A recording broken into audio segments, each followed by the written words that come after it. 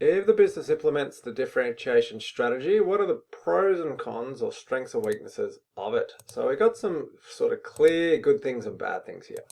So let's start with the strengths. So the main strength really is that you've got a real competitive advantage over your rivals when product quality and brand loyal are important in your industry. That lowers customer bargaining power. It means it's hard for them to switch to another brand. Okay? So smartphones is a great example. You're either a Galaxy person or an iPhone person or a Huawei person, whatever. But that is a really good industry. It's not like milk. You go and buy milk, you buy whatever milk's there, right? You're basically picking the cheapest one. It's very easy to swap brands. That doesn't happen with this strategy. It's very, very clever.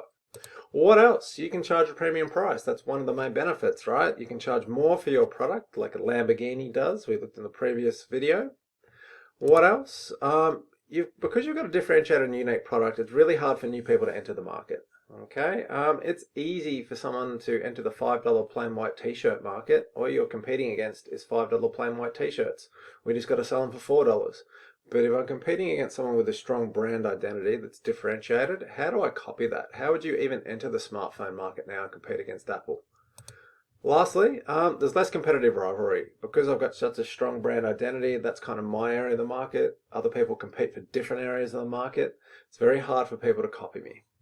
What about the weaknesses? Well, it's very difficult to implement this when consumers are more price conscious, e.g. during COVID or an economic downturn, something like that. Yeah, the most expensive things are usually the first things to go. What else? Well, related to that, it's less recession proof, and I guess the product gets seen as optional. What's very clever about the iPhone and smartphones in general is they're kind of now definitely customer needs, not customer wants. They're not really optional anymore. But what about luxury cars? If you've lost your job and the economy's gone to hell, you can get by without that. You keep driving your old car, or you buy a Toyota, great car, lower price. So yeah, bad strategy when that happens. What else? It's very difficult to compete against, if you're an Australian business, very difficult to compete against foreign competitors who can make a product pretty much as good as yours, if not better, but at a much lower price. And lastly, patent protection. Just because something's unique in your own market doesn't mean people won't copy it in overseas markets. If that's what you're competing on, how unique you are, but you haven't got a good patent or someone blatantly infringes on it, well, they're going to outdo you at a lower price.